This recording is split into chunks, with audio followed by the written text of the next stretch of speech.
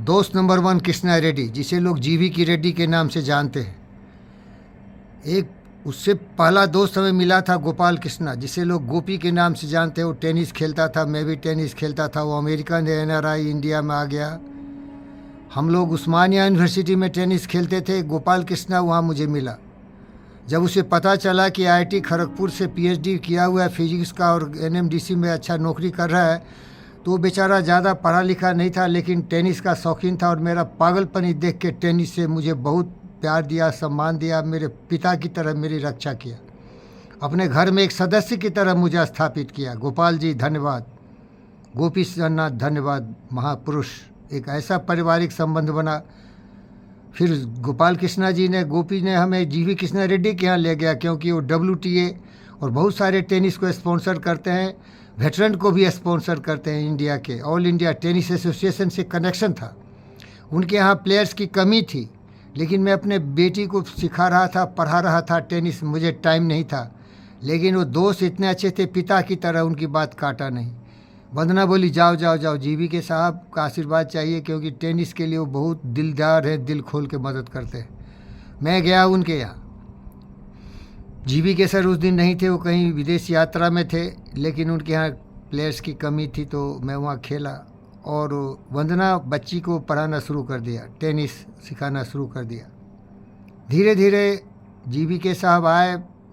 वो चाहते नहीं थे कि कोई मेरे घर में आए, उनके घर में किसी को आने नहीं देते हैं। वो जानते हैं साला नालायक कमीने कुत्ते ऐसे दुष्ट हैं कि वो दिखता कुछ है, अंदर से कुछ और है। वो किसी पर भरोसा नहीं करते। फिर भी मैं जानता था कि ये अगर सहयोग करेंगे तो मेरा विंबलडन चैंपियन बच्ची के लिए आसान हो जाएगा। मैं प्रतिदिन चला जाता था, मेरे पीछे 10 गार्ड लगे रहते थे कि ये कौन आदमी है, ये क्यों आया है, और आता ही रहता है। लेकिन थोड़ा अच्छे इंसान थे, घर आए हुए मेहमान का कोई बेइज्जती नहीं करते थे, बस मेरे पीछे गार्ड लगा हुआ था। धीरे धीरे परिचय बढ़ा। धीरे धीरे उनको लगा कि ये सीधा साधा इंसान है, कोरा कागज़, ये कोई खतरा उतरा इससे है नहीं। और मुझे इतना प्यार और सम्मान दिया कि दुनिया में ऐसा प्यार मिला ही नहीं। उनके जितने भी दरबारी टेनिस प्लेयर थे सब फीके पड़ गए। सब मुझे गाली गलौज करने लगे, रे चौधरी चालाक साला, देखो जीवीके को तो खरीद लिया। लेकिन एक कहानी है और एक कविता है जो मीराबाई ने लिखा है, तो आबद प्रेम के मोल। मेरी श्रद्धा, मेरा स्नेह, मेरा आदर उनके लिए था। मैं अपने आप को उनके चरण के धूल के समान समझा, क्योंकि वो जो प्यार दिए। एक बार की कहानी है, मेरे सर बीमार पड़ गए। जितने भी टेनिस प्लेयर थे उनसे मिलना चाहते थे, तो वो बीमारी की स्थिति में भी उतर के आए अपने ड्राइंग रूम में। लेकिन मैं उस ग्रुप में नहीं था। जब मैं मिलने गया तो साहब बोले वीरेंद्र को ऊपर भेज दो। उनके रूम में चला गया, बेडरूम में। तो ये दोस्ती थी, बड़ी ज़बरदस्त दोस्ती थी। विशेष टेनिस प्लेयर नहीं बन पाई, इंजरी आ गया। और मैं नहीं चाहता था कि गेद्दू चौवे छक्के चोरों के साथ मैं कहीं रहूं। एनएमडीसी में सारे मादर चौथ की औलाद चोर थे, शैतान थे, बड़े बड़े पद पर थे, लेकिन न चरित्र था न विचार था। वो कुछ करता नहीं है, मिट्टी काट के बेचता है। अभी थोड़ा सुधरा है, स्टील बेचता है, उसमें थोड़ी क्वालिटी और टेक्नोलॉजी की बात होती है। मैं परेशान था। मेरी बीवी पकड़ के ले आई थी घसीट के। मैं कॉस्मो फेराइट का नंबर 1 द ग्रेटेस्ट मैन था। जिंदगी भर धुनी रमाया, तपस्या किया, बुद्ध विवेक के विचार से जिस सब्जेक्ट में पकड़ूं मास्टरी करता था। लेकिन एनएमडीसी में मुझे इतना अपमानित किया, चपरासी से भी बुरी हालत थी। गुरुदेव को बोला, गुरुदेव मुझे अपने जगह दे दो यार, क्योंकि जो प्रेम है न, स्नेह सम्मान है, वो बड़ी दौलत होती है। पैसे कौड़ी बहुत थे, 2, 2.5 लाख 3 लाख रुपया मिलता था एनएमडीसी में। सब बोले वीरेंद्र रुक जाओ, क्योंकि पैसे बहुत जरूरी है। वो तुम्हारा उतना ही अधिकार है जितना चेयरमैन और डायरेक्टर का है। सर उठा के जियो और आराम से रहो, लड़ाई झगड़ा मत करो। लेकिन मैं नहीं चाहता था कि मैं वहाँ जाऊँ जहाँ की मेरा इज्जत नहीं हो, सम्मान नहीं हो, मुझे उल्टा पुल्टा बोले। क्योंकि मैं बुद्ध और विवेक का शिष्य होते हुए भगत सिंह, सुभाष चंद्र बोस की तरह भी थोड़ा अपने पे स्वाभिमान रखता था। आज़ाद देश में पैदा हुआ इंसान आज़ादी का कीमत समझता था। हम किसी की गुलामी नहीं कर सकते भाई। संघर्ष बहुत जोर था, बड़ी मुश्किल थी। रिटायर हो गए, बोला गुरुजी आप तो रिटायर हो गए, पैसे उसे भी आ गए, विशेष को सब भेज दिया हूँ। बोले वीरेंद्र 7 बिलियन का लॉस हुआ है, मैं ऑस्ट्रेलिया में फेल हो गया हूँ, थोड़ा सा मुझे मोहलत दो। मुझे बुरा लगा, अरे मैं पैसे थोड़े पूछ रहा हूँ यार, मैं तुम्हारे साथ रहता हूँ क्योंकि तू भगवान है मेरा, उससे बड़ा कोई है ही नहीं धरती पर।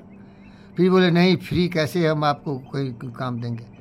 1.5 साल उनसे संबंध टूट गए, क्योंकि मैं भीख थोड़े मांगता हूँ, उनका वचन था तो 1.5 साल के बाद बुलाए और EMRI में रख दिए। वहाँ गए, 3 साल का कॉन्ट्रैक्ट था, बड़े ईमानदार थे, बोले 3 साल के लिए कॉन्ट्रैक्ट देता हूँ, तब तक कुछ अपना खोज लेना। 3 साल हो गया, बुला के बोले वीरेंद्र अभी रिटायर होने का टाइम आएगा, 60 थे अब 63 हो गए हैं, हमारे कंपनी में हम ज़्यादा दिन नहीं रखते 60 के आगे। बोला बिल्कुल सही है साहब, मैं तो पूछा भी नहीं था, आपकी मर्जी थी, जो भी हुक्म हो। लेकिन धीरे धीरे वो शायद भूल गए या कुछ लगा कि ये ज़्यादा इंपॉर्टेंट आदमी है, कई कंपनी के डायरेक्टर बनाए। लेकिन एक वहाँ दुष्ट हरामजादा कमीना कुत्ता कृष्णमराजू नाम का आदमी है।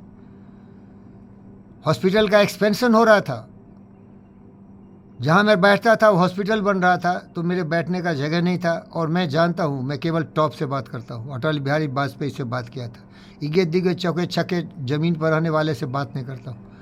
गया कृष्णमराजू के पास, बोला कृष्णमराजू हमारे बैठने का जगह नहीं है, और देखो ये अपॉइंटमेंट लेटर है, उसमें लिखा था appointed in corporate office Paigah house and posted in EMRI। उसको पता नहीं था, पता नहीं उसके साथ कुछ साजिश हो रहा था, उस पर भरोसा नहीं था किसको। उसको बहुत गुस्सा आ गया, बोला देखता हूँ तुमको। मैं बोला ठीक है भैया देख लेना, मैं चला।